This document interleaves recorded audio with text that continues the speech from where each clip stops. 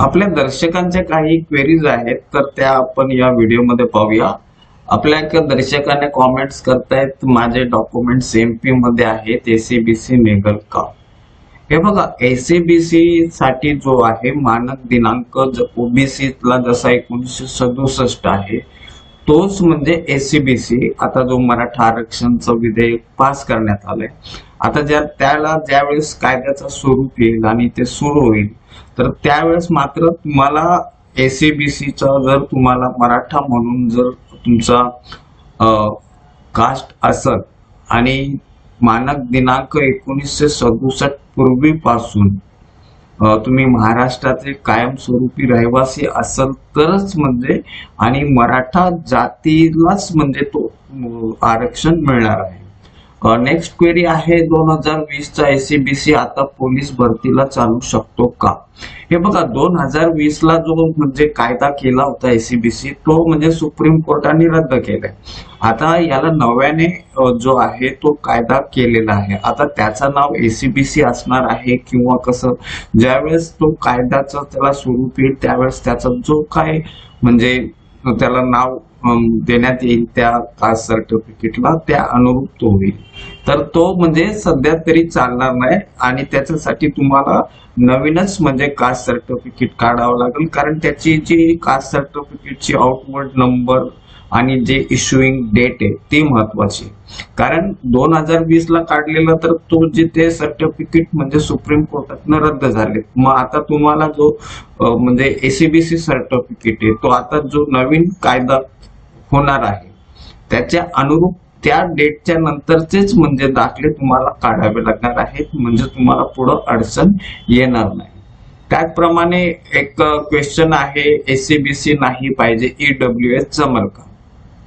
हो, जर तुम्ही म्हणजे कोणती एखादी मराठा म्हणजे आता जसं तुम्हाला एसीबीसी नकोय तर तुम्ही ईडब्ल्यूएस काढू शकता, मात्र तुम्ही दोन सर्टिफिकेट म्हणजे एसीबीसी पण वापरू शकता आणि ईडब्ल्यूएस दोघंही वापरू शकत नाही। एक तर तुम्ही एसीबीसी घ्या किंवा ईडब्ल्यूएस घ्या, तुम्ही दोघं जर वापरणार असाल तर ते तुम्हाला अडचणीचं आहे। त्याचप्रमाणे एकाने कॉमेंट्स केलाय, एसीबीसी आणि ईडब्ल्यूएस वापरू शकतो का? हे बघा, महाराष्ट्रात एसीबीसी ला म्हणजे आता नवीन कायदा आता म्हणजे अद्याप तो कायद्यामध्ये त्याचा रूपांतर झालेला नाहीये, परंतु मंजुरी मिळालेली आहे आपल्या मंत्रिमंडळाकडनं। आता ज्यावेळेस त्याला कायद्याचा स्वरूप होईल आणि ते इम्प्लिमेंट होईल त्यावेळेस महाराष्ट्रात म्हणजे मराठ्यांना आरक्षण मिळणार आहे 10%। मग ते महाराष्ट्रामध्ये त्यांना ईडब्ल्यूएस सर्टिफिकेट ते काढू शकत नाही। मात्र आता हा जो मराठा आरक्षण आहे तो फक्त महाराष्ट्रासाठीच मिळणार आहे, केंद्रामध्ये तो म्हणजे त्याला ओबीसी म्हणून गणलं जाणार नाही। म्हणजे केंद्राच्या ओबीसी लिस्ट मध्ये हा एसीबीसी जो आहे तो तिथं ग्राह्य धरला जाणार नाही, तो तिथं समाविष्ट म्हणजे त्या लिस्ट मध्ये असणार नाही। म्हणजे केंद्राच्या ओबीसी लिस्ट मध्ये नसल्यामुळं तिथं एसीबीसीचा कॅन्डिडेट केंद्रासाठी तो ईडब्ल्यूएस म्हणजे वापरू शकतो।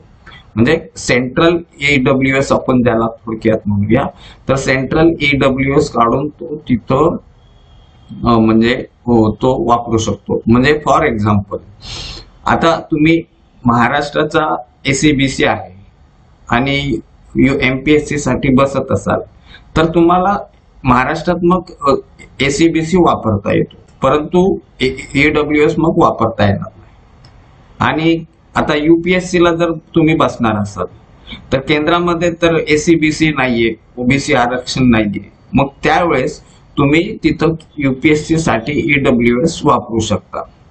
थोडक्यात ज्या ठिकाणी तुम्हाला आरक्षण आहे तिथं तुम्ही दुहेरी म्हणजे दोन सर्टिफिकेट वापरू शकत नाही। आता महाराष्ट्रात तुम्हाला एसीबीसी आरक्षण घेतलंय, तुम्ही घेताय प्रमाणपत्र घेतलंय तर तुम्हाला ईडब्ल्यूएस वापरता येणार नाही। मात्र केंद्रामध्ये एसीबीसी ला आरक्षण नाही तर तिथं तुम्ही ईडब्ल्यूएस सर्टिफिकेट केंद्राचा वापरू शकता। त्याचप्रमाणे एकच डाऊट आहे सर, आता आम्ही फॉर्म भरायचं म्हणालो तर कसं भरायचं, मराठी आहे.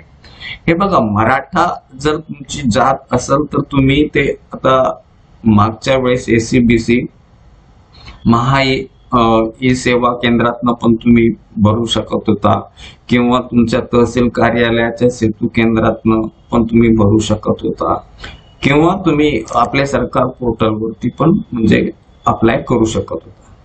तर हीच पद्धत राहणार आहे. फक्त याचा ज्यावेळेस म्हणजे याला कायद्याचा स्वरूप मिळत त्यावेळेस त्याचं जे काय आता त्याचं नाव एसीबीसी ठेवलं जातंय किंवा आणखी वेगळं काय ठेवलं जातंय तर ते आपण पुढे पाहूया. आणि ज्यावेळेस हे सुरू होईल त्यावेळेस मी डिटेल व्हिडिओ नक्कीच बनवेन. आता एक दर्शक कॉमेंट्स करतायत एमआरसी नंबर किंवा रेव्हेन्यू सर्टिफिकेट नंबर दोन्ही नसेल तर. हे बघा मित्रा, आपल्याला जे काही जातीचे दाखले किंवा रेव्हेन्यू डिपार्टमेंट मार्फत जे काही दाखले मिळतात त्याच्यावरती म्हणजे आउटवर्ड नंबर असतोच. आणि आता हल्लीच्या काळामध्ये डिजिटल असल्यामुळं त्याच्यामध्ये आउटवर्ड नंबर, त्याच्यानंतर revenue certificate number, MRC number, या सगळ्या म्हणजे गोष्टी ऑलरेडी येतात. आता या केसमध्ये जर आपण बघितलंय तर हे बघा सगळेच आहेत. आता याच्यामध्ये आपला आउटवर्ड नंबर आणि एमआरसी नंबर जनरली तुम्हाला सेम म्हणजे दिसत. आणि इथं डेट, ही जी डेट आहे ही तुम्ही अप्लिकेशन केल्याची डेट आहे. तर ही तुम्हाला म्हणजे आता तुमचा आउटवर्ड नंबर किंवा हे एमआरसी नंबर या म्हणजे दोघं एकच आहेत. तर हे तुमचं सर्टिफिकेट नंबर झालं. आणि इश्युइंग डेट जी आहे तुम्हाला इथं ती डेट दिसते, ही टाकायची आहे. म्हणजे दाखला निर्गमित कधी केलाय तर ह्या दिवशी केलाय, मग हा तुमचा इश्युइंग डेट हे येणार आहे. म्हणजे ही तुम्ही अप्लिकेशन केलेल्याची डेट येणार नाही, इश्युइंग डेट येणार नाही. तुम्हाला निर्गमित म्हणजे तुम्हाला इश्यू केलाय ती डेट, म्हणजे ही इथं ती डेट आपल्याला ही टाकायची आहे, हे लक्षात घ्या.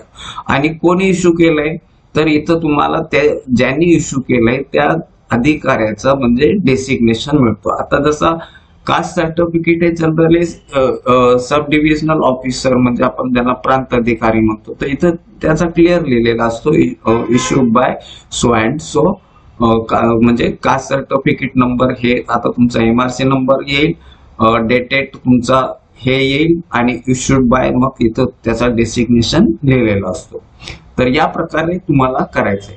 आणि हे जर तुमच्याकडे जुने असतील तर जुन्यामध्ये आउटवर्ड नंबर असतो आणि तो जनरली हे म्हणजे बॉटमला लेफ्ट हँडला बॉटमला असतो, एमएजी नंबर वगैरे करून असतो. आणि नंबर असल्यानंतर मग त्याच्यानंतर स्लॅश करून जो तुमचा इयर आहे तो असतो आणि त्याच्यानंतर डेटेड पण त्याच्या खालीच असते. तर या अशा प्रकारे हे सर्टिफिकेट नंबर तुम्हाला टाकायचा असतो. आणि हे काळजीपूर्वक टाकायचे ज्यावेळेस आपण कास्ट व्हॅलिडिटीला अप्लाय करतो. कारण कास्ट व्हॅलिडिटी हे तुमच्या जे हा जो तुमचा कास्ट सर्टिफिकेट हा प्रोव्हिजनल कास्ट सर्टिफिकेट असतो. आणि या प्रोव्हिजनल कास्ट सर्टिफिकेटला तुम्ही तुमची जात त्यांनी मान्य केली का तुम्ही ह्या समाजाचे आहे तर त्याच्यानंतर तुम्हाला व्हॅलिडिटी मिळते. तर त्या व्हॅलिडिटीमध्ये तुमचा जो सिरियल नंबर आहे जातीचा तो उल्लेख असतो, कोणी इश्यू केलाय त्याच्यानंतर आउटवर्ड नंबर असतो. तर ह्या गोष्टी काळजीपूर्वक टाकायच्या असतात. आणि कोणत्या डेटला इश्यू केलेला आहे तर ते पण त्याच्यामध्ये येतो, तर ते काळजीपूर्वक टाकायचं म्हणजे पुढे आपल्याला अडचण येणार नाही. पुढचा क्वेरी आहे sir, which number should I fill in my UPSC application form. हे बघा, पहिली गोष्ट आपण जो काही म्हणजे जातीचा दाखला आहे, आता यूपीएससी म्हटला म्हणजे सेंट्रल सर्टिफिकेट, सेंट्रलचा पोस्ट आहे म्हणून आपल्याला तिथं सेंट्रल कास्ट सर्टिफिकेट म्हणजे पाहिजे असतो. आपला स्टेटचा जर असेल तर तो चालत नाही.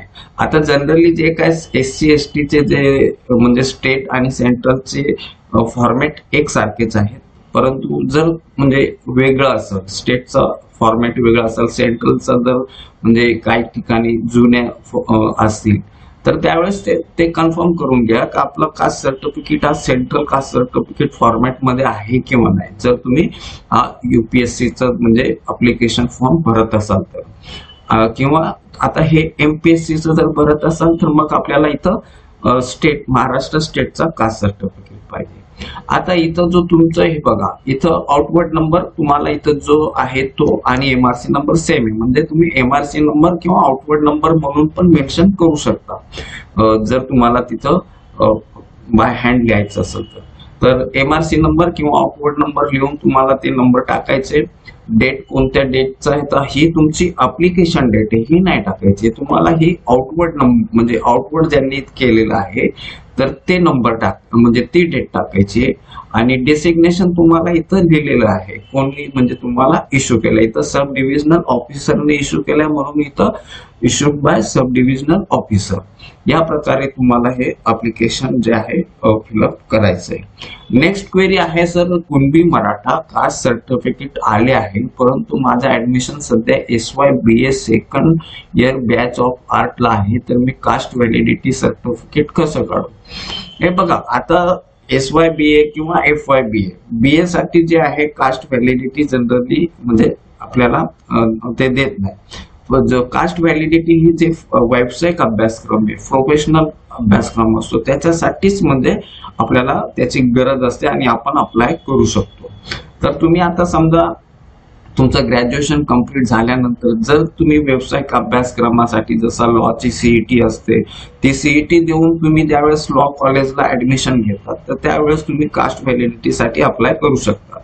अशा वेळेस ज्यावेळेस समजा तुम्ही ग्रॅज्युएशन झालात, आता तुमचं जे TY झाल्यावरती ज्यावेळेस तुम्ही लॉ साठी व्यावसायिक अभ्यासक्रमासाठी तुम्ही CETचा अप्लिकेशन फॉर्म ऍडमिशन साठी ज्यावेळेस भरणार तर तो CETचा application form as a form 15 म्हणून तिथं अपलोड केल्यानंतर तुम्ही कास्ट व्हॅलिडिटीसाठी अप्लाय करू शकता. नेक्स्ट क्वेरी आहे, 2018ला SABC कास्ट सर्टिफिकेट काढले होते ते आता चालेल का? हे बघा, नाही चालणार. कारण काय माहितीये का, 2018ला जो SABC काढलेला आहे तर तो जो आहे त्याला सुप्रीम कोर्टाने म्हणजे रद्द केलेला. आता नव्याने म्हणजे आपल्या मंत्रिमंडळाने तो जो कायदा आहे तो केलेला आहे, परंतु आता त्याचं नाव वगैरे काय असणार आहे आणि ते सगळं झाल्यानंतर ज्यावेळेस नव्याने जे SABCचा जो सर्टिफिकेट सुरू होईल तर तो म्हणजे काढा. कारण का होईल का, त्या काळामध्ये म्हणजे सुप्रीम कोर्टाने त्याला अमान्य केलेलं. तर तुमचा जो सर्टिफिकेट आहे तो म्हणजे ज्यावेळेस कायद्याचा स्वरूप याला मिळेल, आता पारित फक्त झाले, कायद्याचा स्वरूप झालेला नाहीये, इम्प्लिमेंटेशन आता सुरू झालेलं नाहीये. तर ज्यावेळेस ते कायद्याचं स्वरूप होईल आणि ते इम्प्लिमेंटेशन होईल तर त्यावेळेस तुम्हाला नव्याने कास्ट सर्टिफिकेट SABCचा काढावं लागेल. होऊ शकतो त्यावेळेस त्याचं नाव पण म्हणजे बदललं असणार आहे, SABC असू शकतो किंवा वेगळा पण असू शकतो. तर ते तुम्हाला ज्यावेळेस तो इम्प्लिमेंटेशन होईल त्यानंतरच तुम्ही कास्ट सर्टिफिकेट नव्याने काढायचंय आणि मगच, नाहीतर तुम्हाला अडचणी होईल.